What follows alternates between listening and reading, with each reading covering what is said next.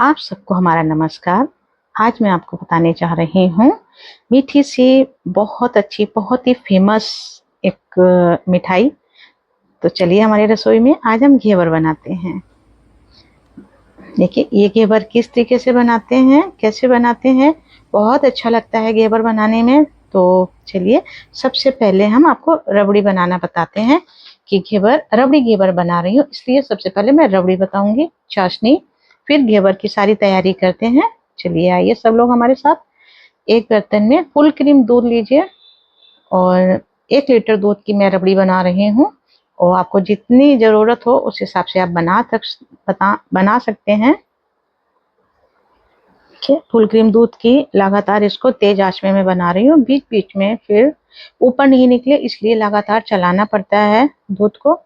और उसमें 2 इलायची मैंने डाल दी है। इलायची खोल के ऐसी छिलका सही थी मैंने डाली थी, जो अच्छे से इसमें स्मेल भी आती है और अच्छी खुशबू भी आती है। देखिए आपकी रबड़ी बनके तैयार हो चुकी है। थोड़ी सी लंबी नहीं बन जाए वीडियो इसलिए मैंने फास्ट कर दी थी। और शुगर अपने अकॉर्डिंग आप डालिएगा, क्योंकि मैंने इतने में आधा चमचा मैंने डाली है। रबड़ी बनके तैयार हो चुकी है, उसको साइड रख दी मैंने। अब चाशनी के लिए एक बर्तन में 1 कप पानी डालिए और उसमें 1 कटोरी चीनी। आप कम ज़्यादा भी कर सकते हैं, जितनी आपको चाशनी बनानी है तो उस हिसाब से पानी बढ़ा सकते हैं और चीनी को भी बढ़ा सकते हैं।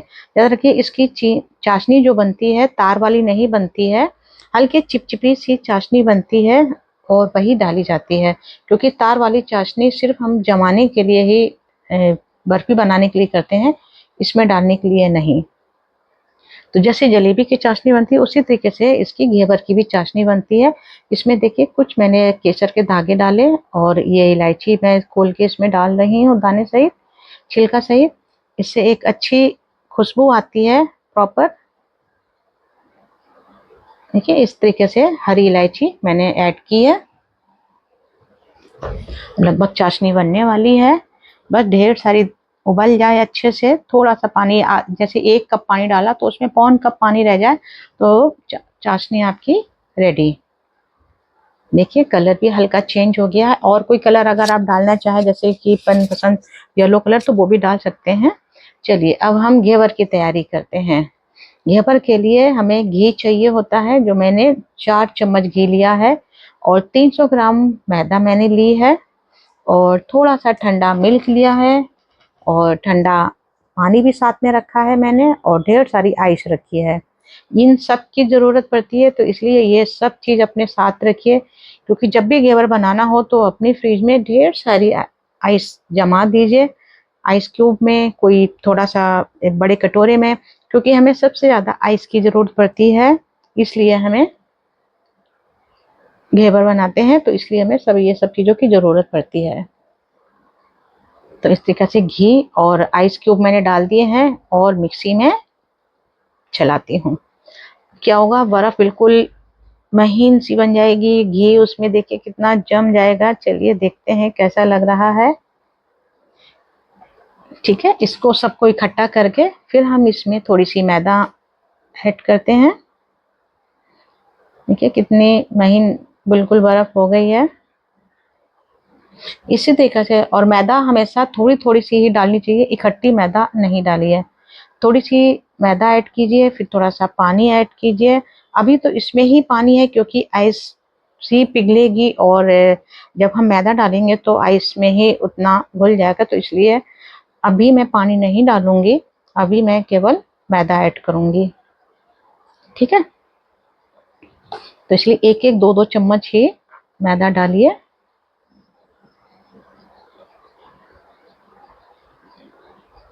और फिर इसको मिक्सी में चलाइए। इसी तरीके से जब तक इतनी मैदा ख़त्म नहीं हो जाती है, तो इसीलिए आप थोड़ा सा ठंडा पानी गाढ़ी हो जाए तो थोड़ा सा आप फिर ठंडा मिल्क इसमें मिला दीजिए। तो इसी तरीके से ये प्रोसीजर 3-4-5 बार चलता रहता है, जब तक कि आपको जितना बनाना नहीं है।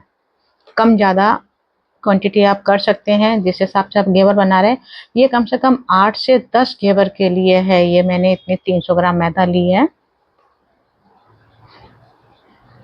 तो अगर भारी बड़े बनाते हैं तो उस हिसाब से, अगर आप हल्के छोटे बनाते हैं तो इसमें कम ज़्यादा वो आपके हिसाब से है। आप कितने बड़े साइज के घेवर बना रहे हैं आप, उस हिसाब से आपकी इसमें गिनती में बनेंगे।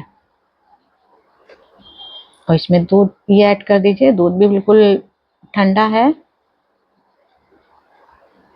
2 बार में मैं इस मिल्क को यूज़ करूँगी।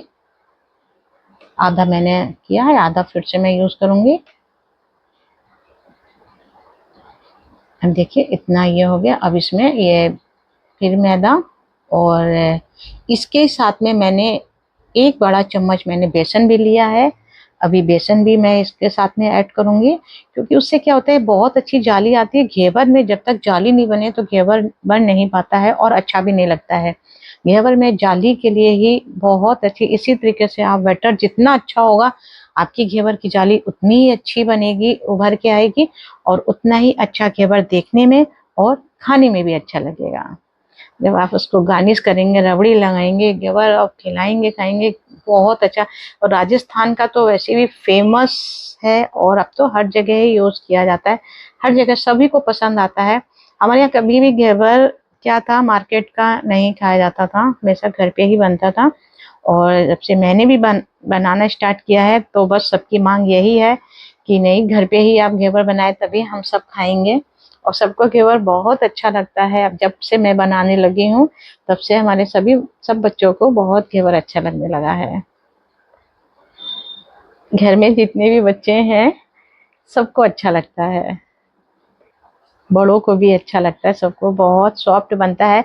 इसलिए जो जिनके कहते नहीं है नहीं खा पाते वो भी खा लेते, इतना सॉफ्ट इतना अच्छा घेवर बनता है। और मुझे बहुत अच्छा लगता है घेवर बनाने में।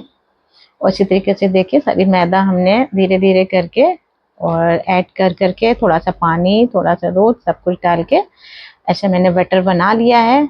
और बैटर कैसे बनाना है तो आप वो चीज़ ज़रूर देख लीजिएगा। अगर आपका मिक्सी का जार भर जाए तो थोड़ा कम कर लीजिएगा, और फिर उसको दोबारा फिर एक जैसा सारा मिक्स करिए, एक जैसा बनाइए।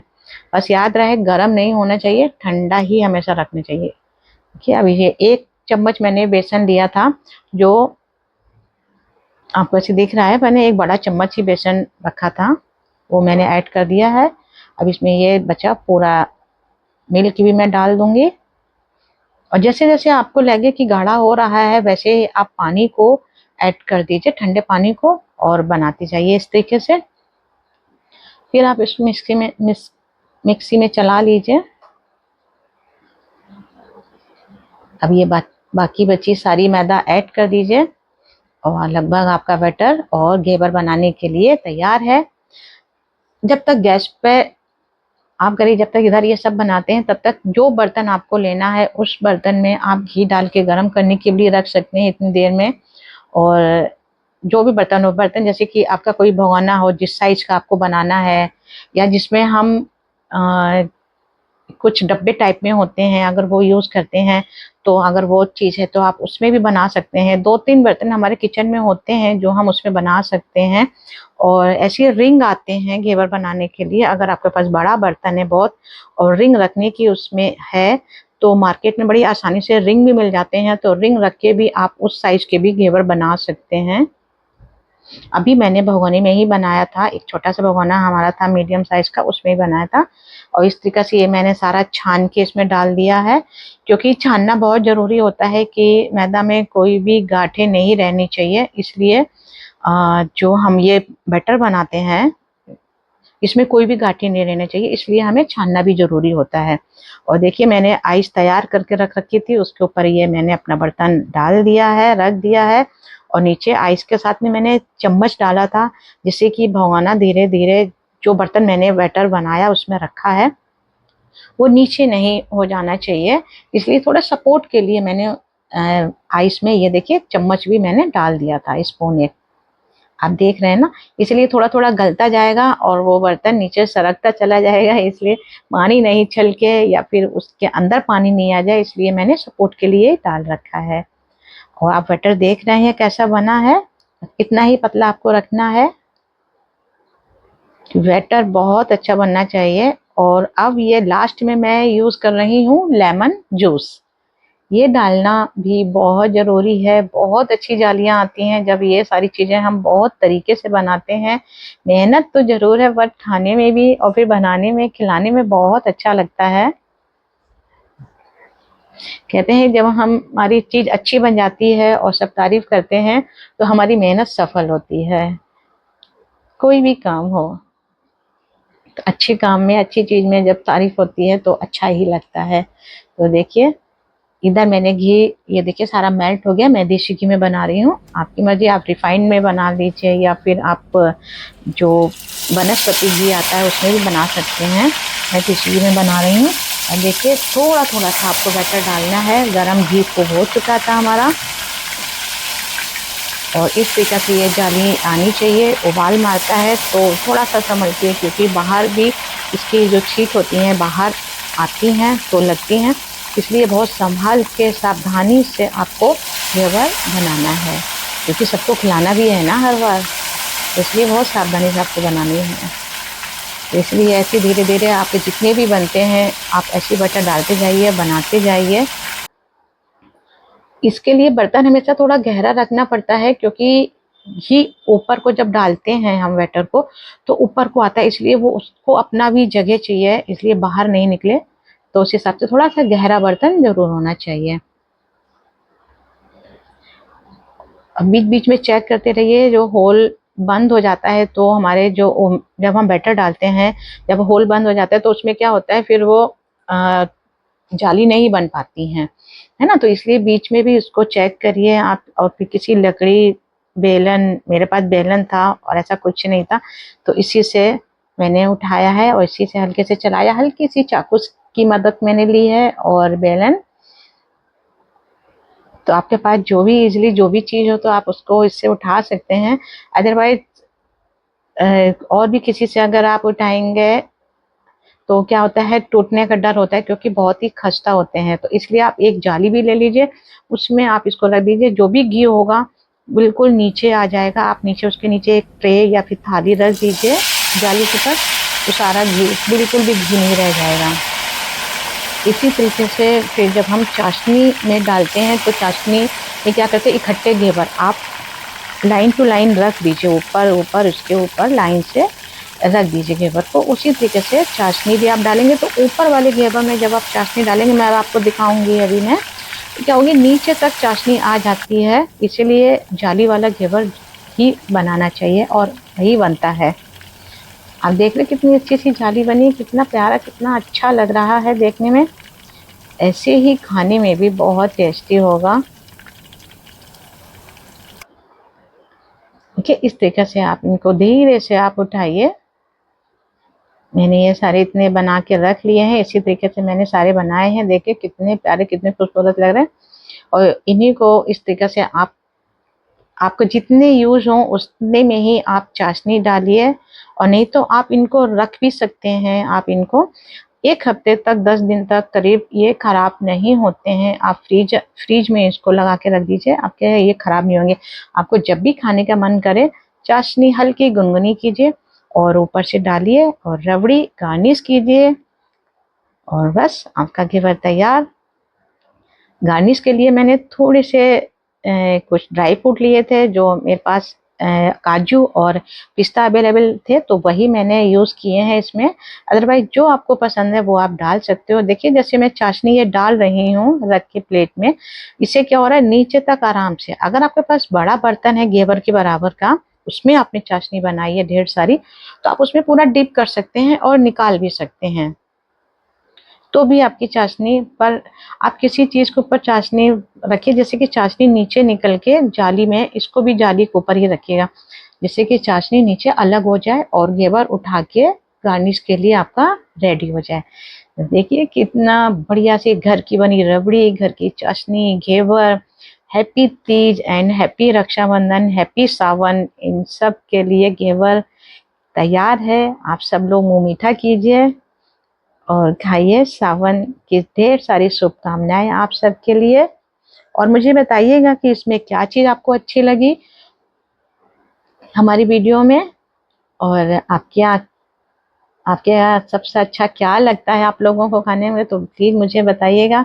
मैं कोशिश करूँगी बनाने की। और कमेंट्स करना ना भूलिएगा, लाइक कीजिएगा। और जो न्यू आए हैं तो वो मेरे चैनल को सब्सक्राइब जरूर करिए वो। और देखिए, थैंक यू।